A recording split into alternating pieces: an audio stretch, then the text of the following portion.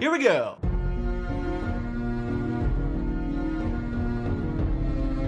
The episode begins with young sad girl picking up a rock and walking over to the Hound, who appears to be sleeping. But he's not sleeping, and he tells young sad girl that he'll give her one chance to kill him, but if she fails, he'll break her hands. And then we quickly cut to them riding on a horse. What a bizarre relationship these two have. We cut to Legolas Queen scoping out an army that she wants to fight for her. They're in the desert, and gray-haired man looks like a Jedi. Legolas Queen meets with the leader of this army, and he looks like he's wearing a frying pan on his stomach. Also, Leatherboy is here, but it's the long-haired version of Leatherboy. Now here's my question to you, my loyal viewers.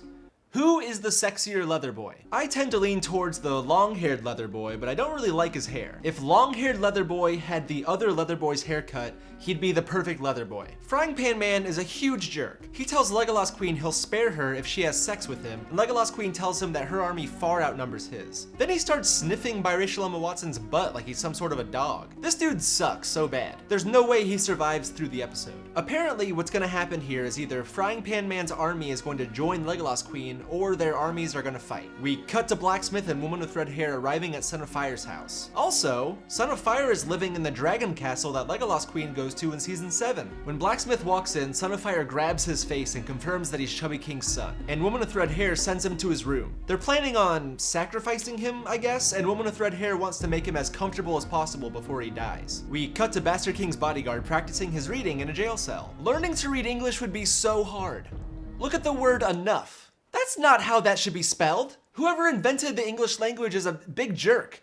They were probably like, I know what I'll do to seem smart. I'll make the word island have an S in it. Son of Fire comes and visits Bastard King's bodyguard and apologizes to him because his son died. His son is that Bible humping guy we see in season 2. I wonder if Son of Fire had something to do with his death. Son of Fire goes on to say that they're going to sacrifice Blacksmith. Bastard King's bodyguard reminds him that technically Blacksmith is his nephew and he's done nothing wrong. And he tells him that he thinks mothers and fathers made up religion to make their children less scared of death. But then Son of Fire hits him with the fact that he saw a vision in the fire. And then he reminds Bastard King's bodyguard that they both saw a Woman with Red Hair give birth to a demon monster. And Son of Fire is like, how can it be all made up if this freaky lady shot a smoke beast out of her privates? Honestly, a pretty fair argument. We cut to Frying Pan Man telling Leatherboy and this other fella that there's no place that his penis can't reach. Which to me means he's certainly tried and succeeded to stick his penis into his own butt.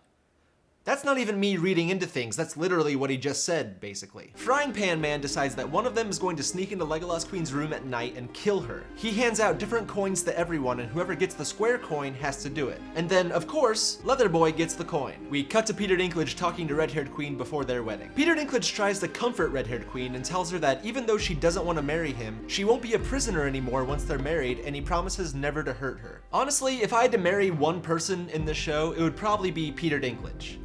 He's kind, he's rich, he's smart, he has lots of money, he cares about people, he's rich. We cut to Margarine telling Short-Haired Queen they're going to be sisters soon because Short-Haired Queen is supposed to marry Curly-Haired Dude. Short-Haired Queen tells Margarine the story of a family who tried to become the richest in the world and rebel against the Lannisters, but then the Lannisters killed them all. And then Short-Haired Queen tells Margarine that if she calls her sister again, she'll strangle her in her sleep. Ugh, in-laws, am I right? The wedding begins and Jeffrey decides he's going to walk Red-Haired Queen down the aisle.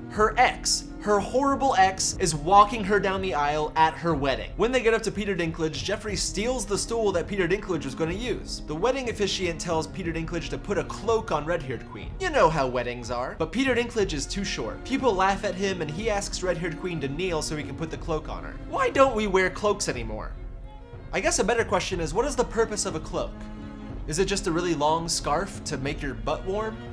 Because I've got another way of making my butt warm and it's free. And it's called My Farts. We cut to a woman with red hair visiting Blacksmith in his bedroom. If I had to make a bet right now, I'd say there's a 99% chance that this interaction ends with woman with red hair being naked. She offers Blacksmith some wine and he doesn't really trust her. And then she starts talking about how the Lord of Light wants her to get some power out of him and she starts taking off his clothes. And then, what do you know? She gets naked too. She says that death is coming for everyone and everything and the only way to stop it is for them to have sex. Blacksmith is like, yes, I will be a hero and have sex sex with you to save the world. And then they get busy. Then, woman with red hair starts tying his arms and legs together, but not in a kinky way. She's tying him up so she can put leeches on him to suck his blood. But that's not in a kinky way either. She wants his blood because he shares blood with Chubby King. Bastard King's bodyguard walks in with Sunfire, and I'm convinced there's no person in the Seven Kingdoms who hasn't seen woman with red hair naked. She takes the leeches off of Blacksmith and puts them in a goblet, and Sunfire throws them into a fire. We cut back to the wedding, and Peter Dinklage is getting drunk. Daddy Lannister walks up to him and tells him that he needs to put a baby inside red-haired Queen as soon as possible. Curly-haired dude wanders off and tries to talk to short-haired Queen, but she tells him that nobody cares and she walks away. All these relationships are so healthy and romantic.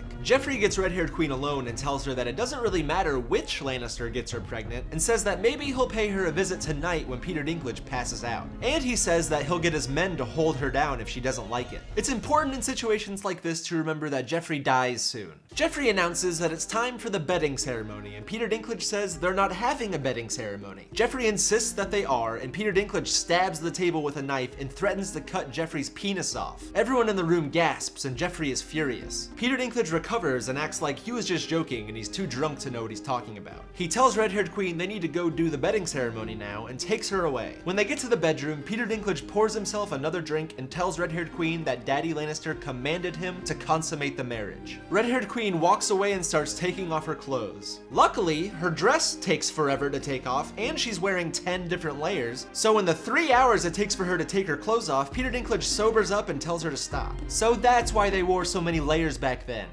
It was to prevent women from being promiscuous and having sex. We cut to biracial Emma Watson giving Legolas Queen a bath? Who wrote this scene, a horny teenager? Biracial Emma Watson tells Legolas Queen that she speaks the muscular long-haired men language pretty well. And then Leatherboy walks in wearing a penisless army outfit and holds a knife to biracial Emma Watson's neck. Legolas Queen tells him to let her go, and he does. He then tells Legolas Queen that he doesn't want to kill her. Then why did you just walk in and scare the crap out of biracial Emma Watson? You could have given her a heart attack. He dumps out a bag with Frying Pan Man and that other guy's head in it and says that they ordered him to kill her, but he didn't want to, so he killed them instead. Leatherboy very clearly wants to get it on with Legolas Queen, and Legolas Queen stands up and gets out of the bath. Now she's showing Leatherboy everything. He somehow maintains eye contact, and biracial Emma Watson puts a robe on Legolas Queen. Leatherboy gets on his knee and says his sword, his life, and his heart are all hers. We cut to Peter Dinklage's girlfriend waking up red-haired Queen and Peter Dinklage. She does not look happy that her boyfriend spent the night with his wife, which, if you say it out loud, makes a lot of sense. She changes the bed sheets and sees that nobody had sex on them, and she looks a little happier. We cut out beyond the wall, and Heavyset Guy and his wife arrive at a rundown little hut next to a Pocahontas tree. Later that night, Heavyset Guy can't make a fire because he was never an Eagle Scout, so his wife tells him to get under a blanket with her so they can keep each other warm. Heavyset Guy knows how to make a fire. He just wanted an excuse to cuddle up with his wife. Heavyset Guy uses the word philosophical, and his wife doesn't understand what he's saying, and she gets mad at him and decides she'll build the fire herself. She hands him the baby, and he asks her if she has thought of a name for him yet. She says she doesn't really know many boys' names, so Heavyset Guy starts listing all the boy names that he knows. He says Kevin, which is obviously the right choice, but his wife doesn't say anything. They talk about how they both have mean dads, and outside the hut a bunch of ravens start making a ton of noise. Like, imagine you're in a bar full of loud 21-year-old bros,